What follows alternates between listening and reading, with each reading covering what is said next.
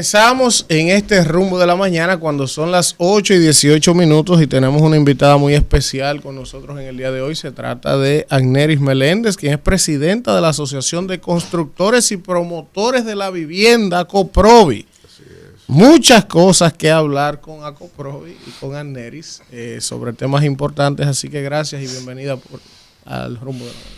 Muchas gracias a ustedes por la invitación y bueno, encantada de poder compartir este espacio con todos ustedes y un gran saludo a quienes nos sintonizan. Bueno, Agneris, pues vamos a iniciar hablando de la noticia del día que se ha generado desde ayer, ¿verdad? Mucha controversia. Yo mismo me referí en mi comentario ayer central a ese tema, que es el anuncio que se ha hecho de que ha habido o hay la intencionalidad de un nuevo incremento en la funda de cemento y en las varillas, el atado de varillas. Entonces, yo explicaba ayer el tema de que no es solo per se dos productos más que incrementarían, sino el impacto que tiene en toda una cadena, que es el sector construcción, que enlaza prácticamente todos los sectores del país y el impacto económico y social que tiene eso. Entonces quisiera conocer primero de ustedes qué tan cierto es lo de ese aumento y qué ha pasado desde el 2020 hasta aquí con el costo del cemento, del atado de varillas y cómo ha afectado eso al sector construcción. Bueno, para hablar primero de temas de costos, es importante saber también cuál es la incidencia. Estamos hablando que el cemento, que es el componente principal de muchos de los materiales de la construcción, por ejemplo, del hormigón, de los bloques, desde prepandemia hasta ahora ha subido casi en un 50% del costo, ¿verdad?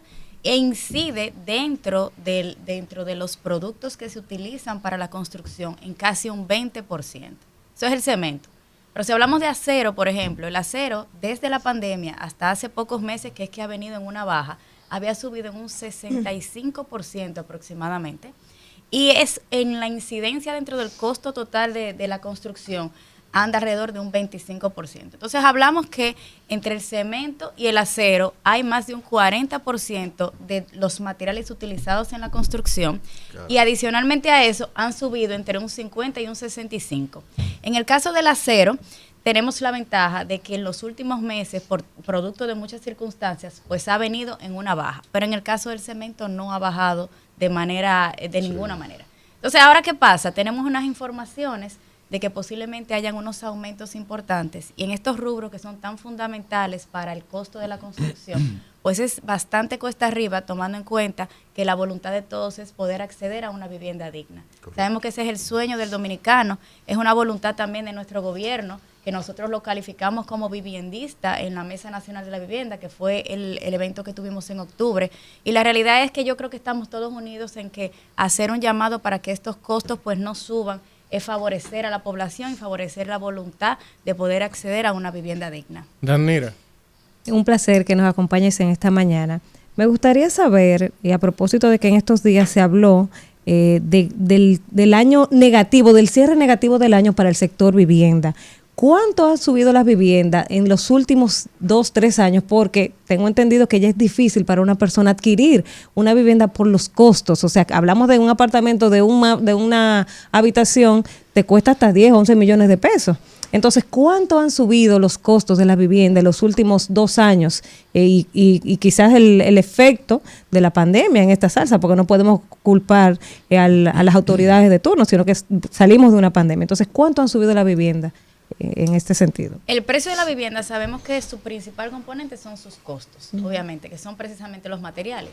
Y si hablamos que los principales insumos han subido más de un 50%, habrán otros que habrán subido un 100%, hay otros que han subido más. Imaginen lo que está pasando con el costo en general. Nosotros tenemos un índice que es el índice del costo directo de la vivienda, que lo maneja la ONU, es una estadística oficial que mide cuánto han aumentado los costos. Y en ese sentido lo podemos trasladar, más o menos traducir a un tema de precios. Y los precios de la vivienda, todos coincidimos en que han subido entre un 35 y un 45% luego de la pandemia. Wow. Producto de todos estos aumentos de costos de diferentes insumos y además producto también de diferentes circunstancias que hemos vivido. Incluso recuerden que hace poco, el año pasado hablábamos de la guerra de Ucrania, la pandemia vino primero y así han incidido diferentes situaciones que la verdad que han puesto ha sido retador el hecho de que una familia ahora pueda entonces adquirir una vivienda y estamos haciendo precisamente ese llamado a que todos nos unamos en pos de que eso pueda ser lograble. Ahí mismo, y escúchame, Víctor, se está dando el caso, por ejemplo, de personas que compraron viviendas y al ver que ha subido tanto han tenido que devolverla, darle para atrás los contratos y perdiendo dinero, me imagino. Ese ha sido un efecto, diría yo, lamentable de toda esta escalada de aumentos. Sin embargo, yo creo que de parte de nosotros los promotores y constructores hemos estado haciendo un esfuerzo loable en que eso suceda lo menos posible. Hablamos de que nosotros queremos dejar obviamente a nuestros clientes lo mejor, hacerle la mejor oferta y dejarlos complacidos. Y en ese sentido hemos tenido que estar absorbiendo muchos de esos aumentos a favor de que nuestros clientes tal vez tengan la posibilidad del acceso a la vivienda. En otros casos, pues ha sido imposible y la vivienda ha tenido que, ser retornada a su promotor y luego vendida nuevamente. Pero no es la intención de ningún promotor. El promotor, la verdad que el proyecto se considera exitoso cuando puede ser entregado de manera correcta a todos sus compradores.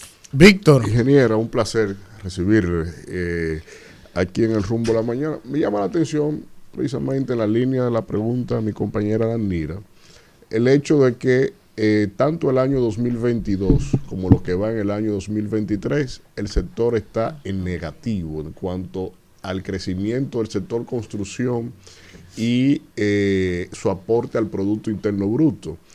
Por otro lado, tenemos el contexto de que en 3 años de esta administración se ha aumentado icónicamente 2 veces el valor de la vivienda más básica, que ya está por encima de los 4 millones de pesos. Y el otro ingrediente que veo es entonces la seguridad jurídica también en términos de las transacciones de la compra y venta. ¿Cómo tipificar este momento para el sector construcción e inmobiliario? La verdad que el año 2023 ha sido un año retador, completamente. Empezamos con unos crecimientos negativos. Bueno, antes de dar la introducción de que obviamente, como comentabas, el sector construcción plantea más de un 15% del Producto Interno Bruto. Y sabemos también su efecto en el derramamiento en la economía. Entonces, el hecho de unir eso a que ha sido un año retador, pues también pone en desafío lo que es la economía nacional. Y ciertamente los primeros 2 trimestres del año nosotros tuvimos un decrecimiento importantísimo de un 4, casi un 5%. Y solo en el mes de octubre comenzamos a ver un crecimiento positivo, que era lo que comentaba, que tal vez compensaba un poco lo que habíamos vivido en los primeros meses del año. Y hace que la situación que tuvo altas tasas de interés, este tema de la alta inflación, pues haya sido bastante complicada para todos los promotores y constructores, que obviamente tiene entonces ya su efecto dentro de los adquirientes que no pueden tal vez acceder a la vivienda. La verdad es que esperamos ahora que el 2024 tenga cierta estabilidad. Esperamos también que las tasas de interés sigan disminuyendo. Sabemos que no van a hacerlo a niveles tal vez de la pandemia, que tuvimos unas tasas de interés muy buenas que pues potenciaron bastante bien el sector, pero entendemos que dentro del 2023 la estabilidad y tal vez una reducción pudiera favorecer muchísimo al sector. Israel. Muy buenos días. 2 preguntas relativamente simples. Primero, ¿de cuánto es el déficit habitacional actualmente en República Dominicana?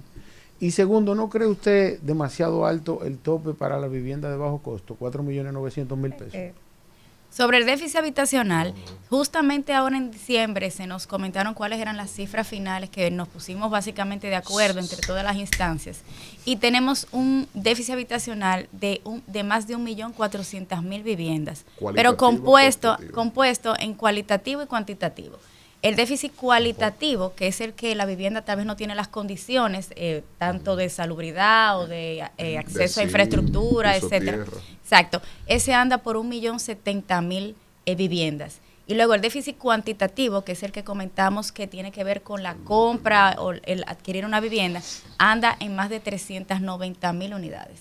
Es decir, que nosotros tenemos que hacer todos unidos, tanto el gobierno, el sector privado, un esfuerzo extraordinario para poder superar eso.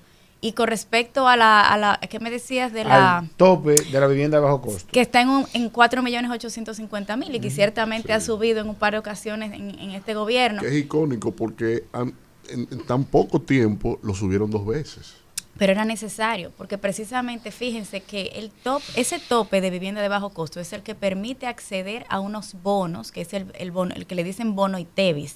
y es el que permite a muchísimas familias dominicanas, que es un programa del gobierno fabuloso, muchísimas familias dominicanas poder entonces adquirir una vivienda. O sea, es algo muy positivo el hecho de que no es que haya subido, no, es que se haya adaptado a los costos reales de la vivienda. Yo he escuchado y he visto estudios relacionados con la eficiencia en la construcción de esa primera vivienda. Y algunos asignan la responsabilidad a que el sector construcción no es lo suficientemente eficiente para bajar ese costo, en función de la calidad de pago que puede el dominicano clase media baja adquirir una vivienda. ¿Qué tan cierto puede ser eso? Yo diría que es más un término de cuál es el nivel adquisitivo que tienen nuestras familias dominicanas con respecto a los costos como han subido. Si hablamos que tal vez los salarios no han subido lo mismo que han subido los costos de la vivienda, como en efecto ha sido, esto ha tenido tal vez ese efecto de que se haya disminuido el poder adquisitivo del dominicano a poder tener una vivienda. Sin embargo, también nosotros tenemos un panorama positivo en ese sentido, y es que tenemos ahora mismo en la palestra lo que es el anteproyecto de ley de alquileres. Y sabemos que no todas las personas pueden tener acceso a una vivienda digna por medio de la compra. También existen otras formas como es el alquiler social, el uso y goce. Y estas formas van a tener que ir tomando cada vez más fuerza. Y si se logra esta aprobación de la ley de alquileres, pues pudiéramos revolucionar el mercado y tener mucho mayor acceso a una vivienda digna, que finalmente es lo que desean nuestros Alfredo. dominicanos. Dama, gracias por su presencia aquí. Yo soy un enamorado del sector de la construcción, porque me tocó trabajar una vez construcción desde una oficina, no mezclando.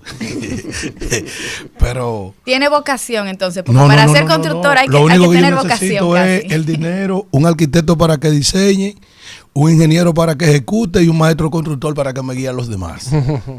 Ya. Mire, yo quiero que usted le diga al país, que usted le explique al país cómo influye en la construcción esta alza desproporcionada del dólar. De Juancito Meloguindo, que compró un apartamento en $149,000, pero que en el momento en que lo compró hace un año, la equivalencia, el dólar a 54, 55, ¿cómo le impacta a la hora de entregar cuando ese hombre tiene que buscar más pesos para comprar más dólar? O cómo el dólar le está incidiendo en el precio de los insumos de la construcción, en la reposición de esos inventarios y cómo esos empresarios se lo traducen entonces a ustedes, los constructores, a los que demandan esos insumos. Vamos a hacer ciencia, vamos. Sí, es una realidad lo que comentas. La realidad es que la tasa del dólar, pues obviamente impacta sobre todo en los materiales de terminación, que son prácticamente todos importados, y en mucha de la materia prima de aquellos materiales que acabamos de hablar ahora. Porque fíjense que, por ejemplo, en el tema del petróleo, tiene que se compra en dólares. Y así hay una serie de insumos y materias primas que son impactadas por el dólar. Encima de eso, el dólar también, tal y como comentas, hay muchas viviendas que se venden en dólares. Y en ese sentido, ya cuando se va a pagar el precio final, pues el dólar impacta el precio de la vivienda. O sea que el hecho de que la tasa del dólar varíe es un impacto también importante en todo este tema inflacionario. Elías. Bien, gracias por estar aquí con nosotros. Los negocios tienen sus altas y sus bajas. Y en pandemia fue donde más se vendió vivienda y asuntos inmobiliarios, que le fue bien a muchos sectores, incluyendo el sector inmobiliario. Y todos sabíamos... Usted sabe que lo que pasó, ¿verdad?, con la pandemia, ¿verdad? Todos sabíamos... Pero déjeme explicar. No, profesor, porque esto es ciencia. En la pandemia ustedes estaban recibiendo el gobierno del pasado gobierno. Sí, pero no lo politicen. No estamos politizando. Vamos, que hay una invitada. Ya misma acaba de decir ahorita volvemos a la política, ahorita. Vamos, todos vamos. sabemos que luego de la pandemia había una predicción de que la economía iba a ser mala 2022-2023 porque los problemas de los comodines. Nosotros importamos la materia prima de acero y cemento y eso sube el precio. Además de todo lo que ha pasado, ¿verdad? Después de la guerra y todo eso. Ustedes están conscientes de que los efectos internacionales caen aquí en nuestro país y por eso podríamos ver un aumento. A pesar de que el acero está bajando. O sea, ¿ustedes están conscientes de eso? Totalmente. Entendemos que el impacto que hay de toda la materia, de los costos de la materia prima internacional, bueno, impacta, valga la redundancia, directamente en los costos de la materia, de los productos Del aquí precio locales. que me- Claro. Neris, yo Bien. quiero en esta segunda ronda de preguntas preguntarte dos. Primero, Interrogatorio. ustedes como Acoprovi, Ya Neris, tienes respuesta. ustedes como Acoprovi, ¿qué vamos a hacer como sociedad? Porque no es un problema solo de ustedes, para corregir el problema de la cantidad de estafadores y delincuentes Ay, ay, inmobiliarios ay, ay, que hay, Ay, qué engañando gente, tomando dinero en proyectos fantasmas, y luego parecería por ahí anda un tipo que ni siquiera lo han llevado a la Procuraduría, con un caso gravísimo, que a ustedes termina afectándole como sector porque la gente no tiene confianza a la hora Primero de sabe invertir. si es miembro de Acoprovi, ese ¿Verdad? señor. Entonces, eso por un lado. ¿Qué vamos a hacer para solucionar eso y llevar esos casos a cero? Y lo otro, Arneris, tú mencionaste de manera breve, rápida, pero ese es un tema que a mí me impacta mucho, sobre todo porque tengo préstamos hipotecarios. El tema de las tasas. O sea, cuando tú calculas lo que tú no has explicado aquí, incremento del cemento, incremento de la varilla, incremento de otro material, o sea, y encima de eso, las tasas de préstamo también se han incrementado de manera exponencial porque el Banco Central eleva esa tasa para frenar el consumo. Entonces, yo, por ejemplo, tengo un préstamo y tuve que tomarlo a una tasa de un 16%, un préstamo hipotecario. Una locura.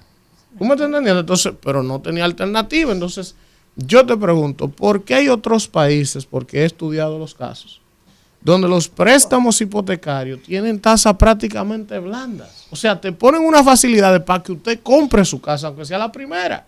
Sin embargo, aquí, para consumo, te prestan barato, pero para vivienda, para producción en el campo, que son cosas productivas, te la ponen cara y difícil. Entonces, ustedes como Acoprovi, ¿qué plantean sobre el tema de las tasas bancarias y el tema de los estafadores? ¿Cómo vamos a resolver eso? Bueno, has puesto unos temas bastante interesantes e importantes. Con respecto a las estafas, bueno, nosotros como Acoprovi representamos a lo que es el sector formal de la construcción de viviendas. Es decir, todos aquellos que queremos hacer las cosas bien y que las queremos hacer bajo la ley. Correcto. Aquellas personas, aquellos empresarios que finalmente no tienen eso en cuenta, que no tienen un marco de la ética para poder favorecer a sus clientes o para poder hacer las cosas dentro del marco legal, no son parte de Acoprovi. De hecho, este escándalo que hubo no es un proyectista que tiene nada que ver con Acoprovi. Y nosotros realmente lo que hacemos es que motivamos a todos nuestros compradores a que se asesoren a la hora de hacer una inversión. Sabemos la importancia que tiene para una familia o para una persona la inversión que va a hacer en su vivienda. A veces es el fruto del ahorro de muchos años o hasta de la vida entera.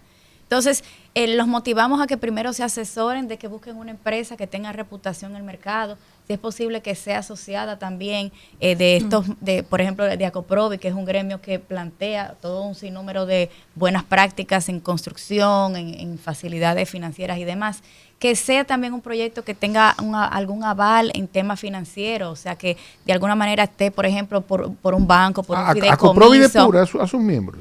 Nosotros, bueno, hacemos una depuración para que entren a la asociación. Claro. Y entonces, por ejemplo, que el proyecto esté depurado, como usted comenta, en esa parte que tiene que ver financiera. También a las personas que se asesoren con un buen abogado y sobre todo con un agente inmobiliario también, que también tenga una reputación.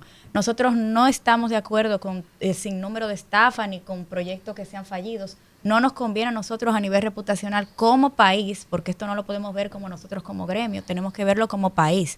Nuestra marca país está en juego cada vez que hay algún tipo de queja con respecto. Claro, esto no solo sucede en el sector construcción de viviendas. Sabemos que en cualquiera de los sectores pues pueden haber diferentes situaciones escandalosas o negativas, pero nosotros estamos tomando carta en el asunto bajo ese esquema. Y el segundo tema que me comentabas de las tasas de interés, ya lo comentaba ahorita, las tasas de interés son sumamente importantes para nuestro sector. Hablamos que impactan no solo en el costo de la vivienda, porque por ejemplo, cuando sea el costo financiero de los, por ejemplo, préstamos interinos o todo ese financiamiento que se utiliza durante la construcción es impactado por las tasas, pero también a los adquirientes, porque cuando van a tomar su préstamo ya hipotecario, al final, cuando van a pagar, pues entonces esas tasas son fundamentales. estamos de acuerdo con que debe existir mayor beneficio en el tema de las tasas para la vivienda. Por lo menos para la primera vivienda. Para la primera O sea, vivienda. Es algo que dentro de nuestras observaciones al plan decenal de vivienda, que recientemente en este año está siendo ya dialogado con el Ministerio de la Vivienda, es parte de las observaciones que hemos estado haciendo, porque entendemos, tal y como comentas, que es más importante de alguna manera potenciar o beneficiar una vivienda que, por ejemplo, un vehículo o que un préstamo de consumo. Claro. Y la verdad es que sí hemos visto un gran esfuerzo de nuestras autoridades monetarias, que aparte de controlar bastante bien lo que es la inflación, pues han comenzado a reducir esa tasa marco en los últimos meses.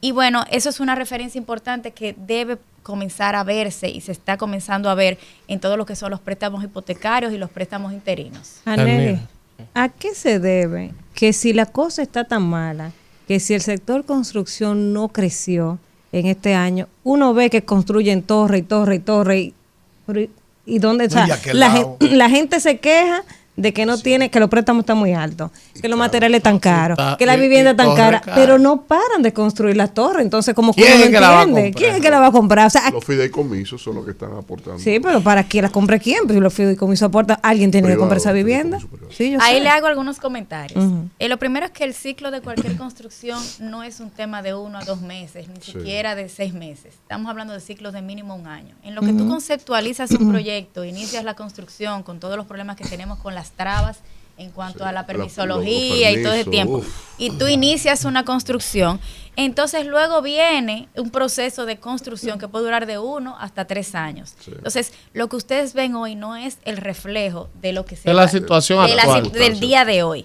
¿Qué pasa? Nosotros hemos comenzado a ver una disminución, al menos en estos últimos meses del año, de las ventas de las viviendas. Es decir, el sector, a pesar de que hay mucha construcción, se está viendo que las ventas están siendo un poco impactadas. Pero tenemos perspectivas positivas para el año que viene, porque como han venido reduciendo algunos materiales, y esperemos que no aumente más, y las tasas de interés ya han evidenciado una tendencia a la baja y luego después tal vez un tope que se pueda permanecer estable, pues esperamos entonces que eso pueda favorecer a que el año que viene sea mejor para todos. Van a seguir bajando. Confía en nosotros. Porque ella mencionó algo muy importante. Sí. Me informan mis amigos del sector de la construcción que antes, en una ventanilla única, me parece, hasta en 48 horas, Háblele al micrófono. resolvían los problemas ya cuando De la le están- permisología. ya al Ay, final. ay, Y ahora que lo ahora digo. dice que es un desastre.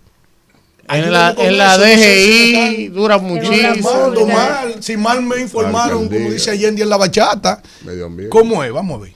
La verdad es que Dije que nosotros era un hemos trastorno. históricamente el tema del tiempo de permisología ha sido muy negativo en nuestro país. Sabemos de los esfuerzos que han estado haciendo nuestras autoridades, que desde el programa Burocracia Cero y la ventanilla única de la construcción, que fue inaugurada hace pocos meses, se ha visto un avance. Esa ley la trabajé yo en el Congreso. Bueno, y ha sido importantísimo Y ya empezó para a el sector. funcionar. Entonces está empezando a funcionar, pero la realidad es que todavía no está al nivel que lo requiere la construcción de viviendas. Es decir, nosotros entendemos que un permiso no debe durar más de 60 días para emitirse en el caso de la licencia de construcción. Y un permiso de medio ambiente, por ejemplo, no debería durar en zonas urbanas que no tengan problemas con temas No, pero es medioambientales. al final, ya cuando te van a entregar el apartamento para el asunto de los títulos y eso. No, pero eso Que me estaban Jurisdicción informando. inmobiliaria, Sí, que jurisdicción ahora, que inmobiliaria. ahora hay una tremenda traba ahí. La realidad es que ha mejorado mucho. Nosotros no podemos decir que el problema más grande actual en términos de permisología está en la jurisdicción inmobiliaria. No es así. El problema más grande que nosotros tenemos actualmente está entre medio ambiente y el Ministerio de la Vivienda, que sabemos que se están haciendo los esfuerzos por cambiar, por ejemplo, ahora una normativa en medio ambiente que está siendo revisada y que si se aprueba en este mismo mes, que es la voluntad, según entendemos, del ministro y de nuestro presidente, pues puede lograr ese norte que tenemos todos de que el permiso de medio ambiente en zonas que no tengan temas medioambientales, pues pueda salir hasta en 1 o 2 semanas. Que es lo que necesitamos para iniciar la construcción, que es lo que potencia la economía nacional. Yo sigo preocupado porque aunque en la pandemia se vendieron más, el quédate en casa influyó mucho que la gente buscara una segunda opción de vivienda para distenderse de la ciudad, digamos. Y lo cíclico de la economía con la inflación arrastró al sector inmobiliario con las tasas de interés y que eso entonces hizo más exclusivo el acceso al préstamo. Porque una familia con una casa a bajo nivel de 1.8 millones de pesos, con los dos ganando, sumando 70,000 pesos, podían pagar una cuota. Pero ahora una casa de casi 5 millones de pesos, la familia, el matrimonio tiene que buscar por encima de 150,000 de ingresos para poder calificar para pagar 70,000 pesos una cuota. Entonces, y así los alquileres que van por encima ya de 40,000 pesos, lo más basiquito que usted puede encontrar en una zona con cierta seguridad. Entonces, cuando veo la actuación de las autoridades, lo que me extraigo de sus descripciones, no ha ido una política hacia la transabilidad de la operación, que al final es compra y venta. Las tasas de interés la han bajado en sentido general, pero no al sector. El sector sigue creciendo en negativo.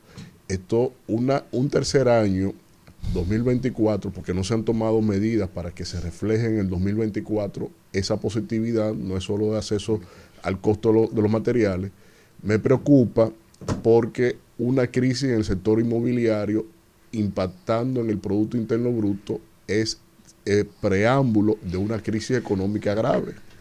Hay que reconocer que nuestras autoridades monetarias lo han hecho muy bien en este año, a pesar de la situación que ustedes ven. Les explico un poquito.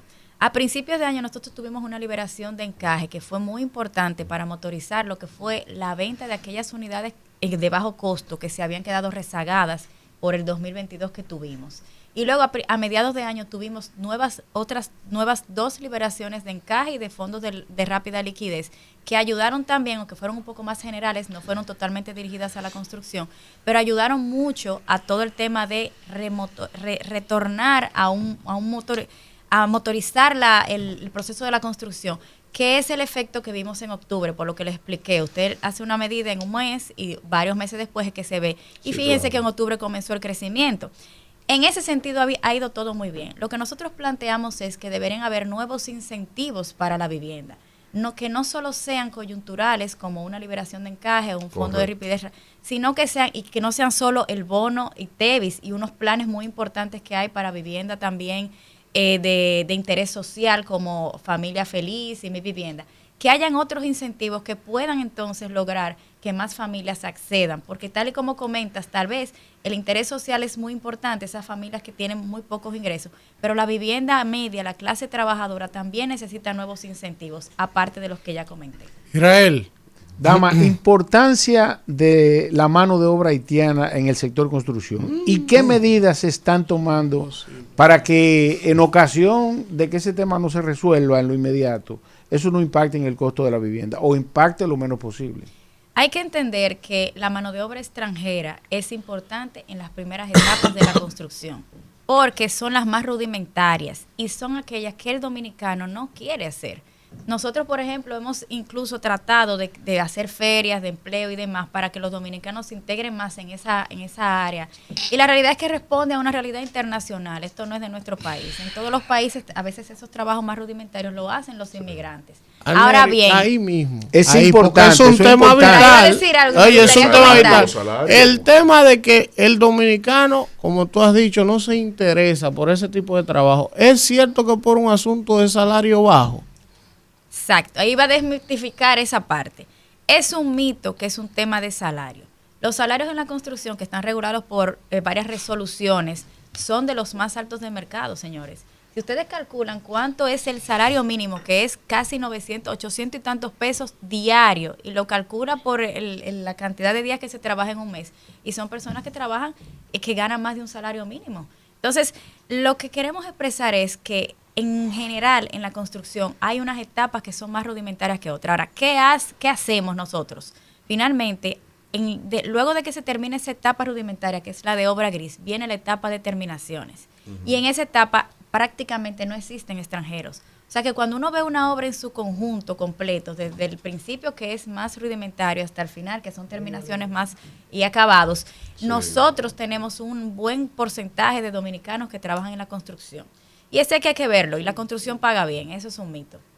Bien. Entonces los haitianos son importantes para nosotros. En un inicio de la obra. Sin embargo, hemos visto que existen nuevos métodos de construcción que hacen que la construcción sea menos rudimentaria. Y ahí es que hemos estado trabajando junto con el gobierno en todo lo que es que ustedes han escuchado de tecnificación y mecanización, que viene desde 2 puntos de vista. Uno, los nuevos métodos, herramientas, utensilios, maquinarias que hacen que la obra sea menos rudimentaria. Y 2, que haya mayor capacitación. Estamos, por ejemplo, lanzando junto con el Infotep una Escuela Nacional de Formación de Técnicos de la Construcción, que en poco tiempo podrá lograr que también haya más nivel de calidad en la mano de obra de la construcción. Y todo eso unido pues hará que nosotros cada vez podamos tener más dominicanos en la construcción, que es lo que buscamos. Bueno, agradecer esta interesantísima Muy conversación. Belleza e inteligencia, ¿verdad? No. Una cosa Pero era por- completa. pero tenía que empezar por la inteligencia. Con No, doña... nada más El orden, un el orden monopolio ahí del para hacer producto, no preguntas. el ¿Usted quiere resultado. otra? Claro, Pues hágale ven acá. otra. Pero no la que usted puso. Hágale en el grupo. otra. En razón a las expectativas, la mejoría Qué que está barbaridad. haciendo el gobierno para que las cosas vayan mejor. El 2024, ¿cree usted ¿Y usted quiere que el más sector promoción? construcción le Ella irá lo ha mejor? dicho en el 2024? 5 Sí, sí, veces. sí, ¿Qué es lo que sí. usted No, va a pero, querer? Ponle la cachucha.